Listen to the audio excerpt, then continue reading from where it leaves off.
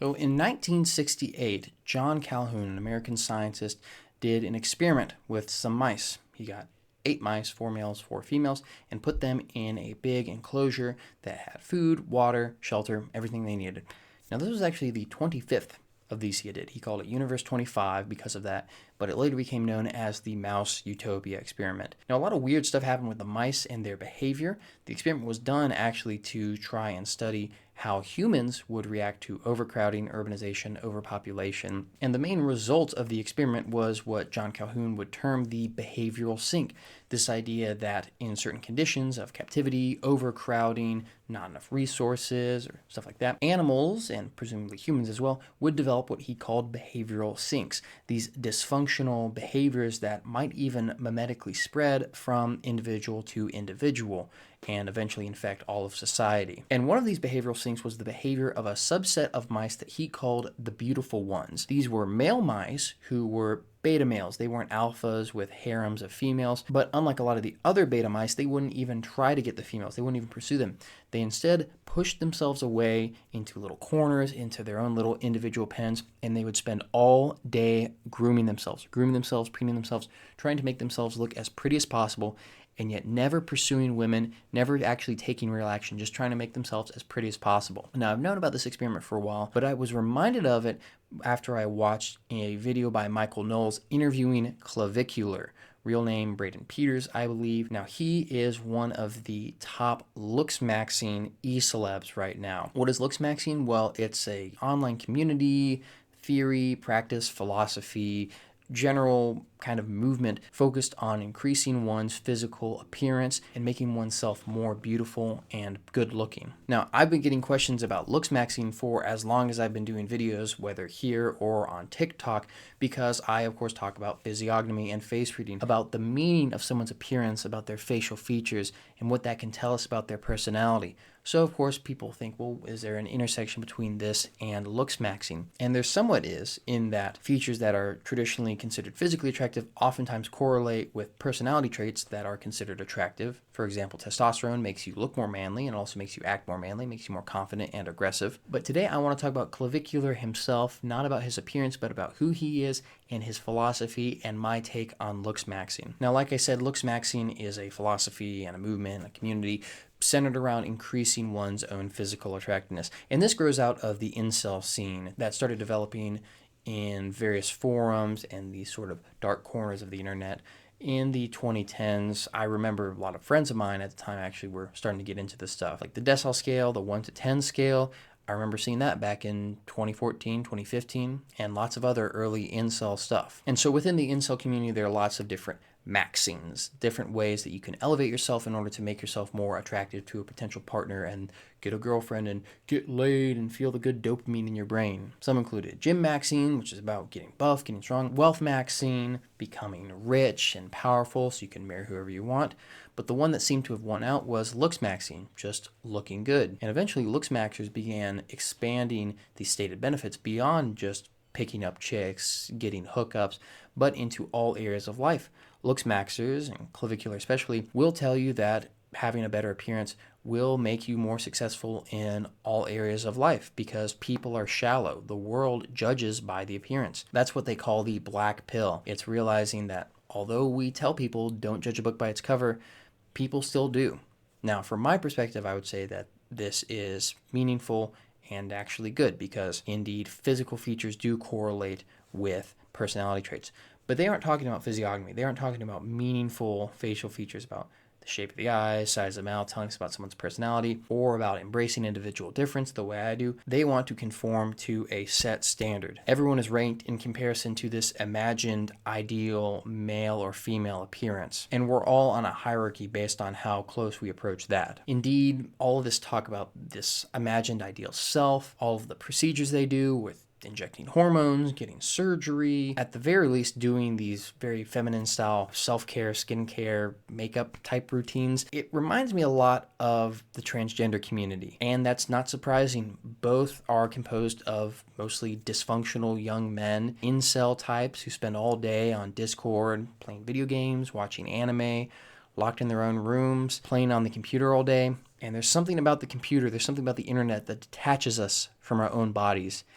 and eventually makes us hate our bodies, such that we want to become the avatar we see on the computer. And so you can imagine two incels in a Discord server. One has an anime profile picture, the other has a Giga Chad profile picture. It's not hard to imagine how, if they spend all day on the computer, they don't have a real life presence, they don't have friends in real life, they don't go outside. Eventually, the guy with the anime profile picture may begin to confuse himself and his real identity as a human being, as the image of God, with his digital false self, with his online persona. And so he eventually may think, well, I need to become an anime girl in order to really be myself. And likewise, the incel Looksmaxer in the same Discord server looks at his Giga Chad profile picture longer and longer and thinks, I need to become that. That's why I don't feel good about myself, is because I'm not looksmaxed. And oftentimes, these are young guys. Clavicular started injecting himself with testosterone at age 14 because he wanted to looksmax, because he didn't feel good about his body. But I'll say the same thing that I say about transgenderism. No teenager feels good about their body. Every teenager feels weird and ugly and gross in their body. Male or female, it's a universal experience. And so clearly there's a lot of weird, dysfunctional stuff going on with this. Now, there haven't been many good responses to this because a lot of the points they bring up are true. The world is shallow. The world is harsh. Watching Michael Knowles talk to Clavicular was half hilarious, half secondhand embarrassing because Michael Knowles is so out of touch. I know he's a millennial, but he feels like such a boomer. I mean, Clavicular was telling him all this stuff about looksmaxing and hypergamy and the dating scene, and all Michael Knowles could muster up was meekly saying, well, just go to college and get a good job. Michael, if we could get good jobs, we would have good jobs.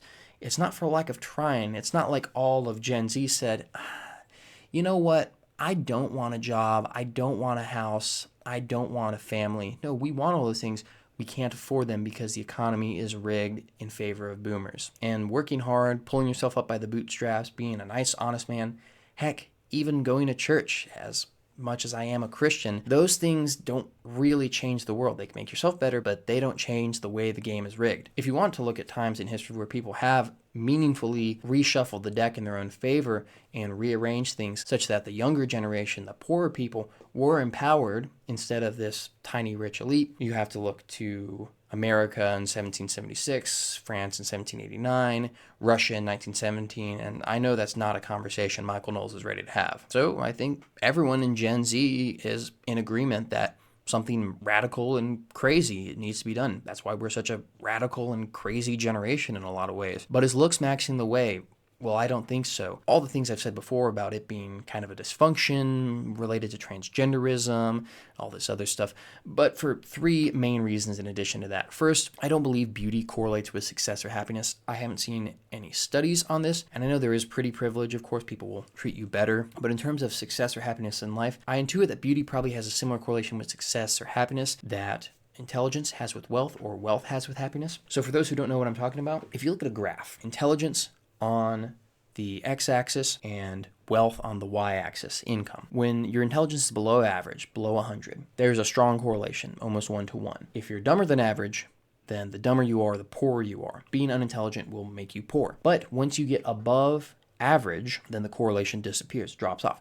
You have very wealthy, smart people, and you have very poor smart people. And so a lack of intelligence will result in a lack of wealth, but an increase in intelligence above the average and the baseline will not necessarily result in an increase in wealth. So what you want to do is be just smart enough and then build up other things in addition to that. But then with regards to wealth itself, there's a similar correlation with happiness. When someone is below average income, I think it's about $50,000 in America, so enough to get by, to be able to have a comfortable enough life, then when you're below that, having less money does make you less happy. The poorer you are, the unhappier you are. And so as your income is increasing to that, say, 50,000 average baseline, your happiness is increasing in roughly a 1-to-1 correlation. But once you hit average, once you hit comfortable, getting wealthier above that does not make you happier. The correlation disappears, just like with intelligence and wealth. And I suspect the same is true with beauty. I can very easily see, and I have seen, how being ugly, being below average, having acne, bad greasy hair, guilty as charged, it's the Mediterranean in me, bad fashion, right, wearing baggy t-shirts and hoodies, dressing like a slob, smelling bad, even having a bad jaw, recessed chin. I think there is a legitimate place for that. I've been mewing for about 10 years now, and it's had great results for me. There's a legitimate place for looksmaxing with that, with getting to an average appearance. And when we look in the past, that was one of the benefits of a more conformist society in the 50s and before, where everyone had the nice hair, everyone had the nice suit. People were more balanced in that. And thanks to diets having been a bit better, people had less messed up jaws as well. But once you're average, once you're at what they might call MTN, mid-tier normie, right? I don't know the terminology that well. I don't believe getting above that will necessarily make you more successful or happier. Yeah, you can sort of mog people and feel people being like, whoa, he's a really good looking guy. But what is that going to get for you?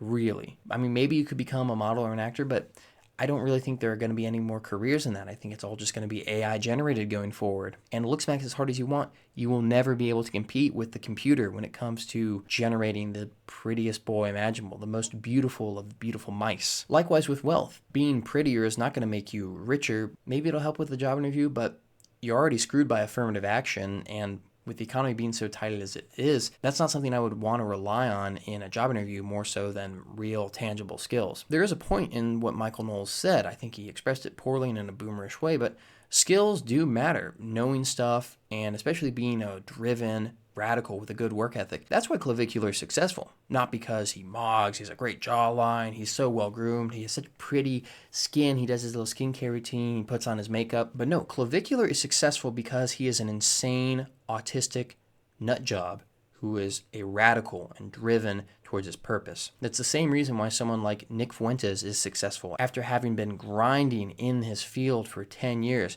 he is a driven, insane radical. And in a time of great crisis like we live in, those are the sort of people who succeed. And this leads me to my next point, which is that in a broader sense, men are not called to be pretty, to be beautiful, to be really good looking, to groom themselves. That's a dysfunction. That's a sign of sickness. Again, Clavicular is not the cause of the problems. He's not the disease, he's the symptom. In much the same way that Donald Trump is the symptom of American political dysfunction, Clavicular is the symptom of American interpersonal and relational dysfunction. Can you name a single great man of history who was really concerned with his appearance? I can't. I mean, do you really think Napoleon would have been putting on makeup to look better? Do you think that Caesar was really concerned about mogging other people with his jawline? You think that Isaac Newton had a skincare routine? I mean, come on. Men are supposed to be insanely and radically focused on their own work, on their personal mission. They need to have time and attention for their wives, family, friends, God, of course. But by and large, men need to be like human torpedoes shooting towards their goals and their aspirations. And that's where greatness and human advancement comes from. And if you're focused on more of what you are than what you do, then you are truly transgender, because that's the classic dichotomy. Men do, women are. Men are the masters of the universe, but women are the universe itself. And women reflect the beauty of the universe, and they don't really need to do, because they already do the most important thing, which is creating new human beings. Men, in a sense, have to compensate for not being really generative in that sense by being generative in other ways. People make jokes about guy building rocket ships or skyscrapers overcompensating. I think they kind of are for not being able to birth children. And there's another layer to this, where this whole culture, and I see this a lot on TikTok, as I follow a lot of Looksmaxing, Black Pill guys on TikTok, this whole culture of conforming to the world, of saying, well, society is shallow, society judges by the appearance, so I have to fit the ideal appearance in order so that society may approve of me and give me what I want. That's pathetic. That's the mindset of a slave. Like, yeah, you want to look nice and you want to be polite and you want to put your best forward with people, but a man does not ask. A man does not beg. Max Stirner, one of my favorite philosophers, he said, rights can never be given by the state. They must be won by force. If the state is granting you a right, you don't really have that right. The master is letting his slave do something, but the master's still in charge. A man's purpose in life is not to be so pretty that people give him what he wants. A man's purpose in life is to be so good, so competent, so strong that he seizes what he wants by his own will. And I may be sounding a little Nietzschean right now, so let me counteract it by giving a little Christian too. Isaiah, in his prophecy on Christ, says that he had no comeliness or loveliness that we should admire or envy him. He said that Christ looked ugly because he was beaten and bruised and scarred when he was being tortured and crucified. But he had his eye on the prize. He was driven towards his goal of redeeming humanity, of sacrifice and resurrection. And that's what all people in a sense are called to do, men and women, but men especially, because men are called to be the direct frontline warriors, the protectors and guardians and conquerors of this world. And that leads me into my final point. Beauty is pointless without God. Store not up treasures on earth where thief steals and rust destroys and moth eats away, but store up treasures in heaven instead. You're spending all this time and mental energy and stuff on making yourself look pretty. Give it a few decades, that's going to melt away.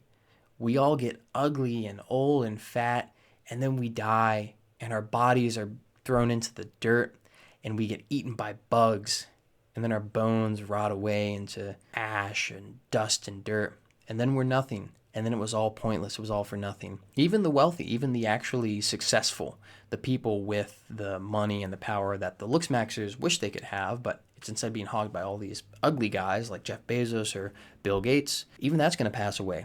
So if you aren't focused on something transcendent, something ascendant, something above this mere physical reality, it was all pointless. There's no reason to do it. Your whole life, your whole existence is meaningless unless it is directed towards a transcendent purpose. Ideally, this would be metaphysical, religious, transcendent in an Evolian sense of aligning yourself with a divine purpose and sort of shooting up to heaven, whether by contemplation, prayer, heroic action, whatever that may be, or at the very least, leaving a legacy, having a positive impact on other people. And those points there are the main areas where Looksmaxing falls short. It fails to achieve what it seeks out to do, which is answer these problems of meaning and getting into relationships and all that. And even though these guys care so much about the masculine appearance, I don't think they'll ever get it because they lack the masculine, manly spirit that then creates that appearance through physiognomy. This has been Taylor from Prosopia Insights reminding you to always judge a book by its cover. Thank you for watching.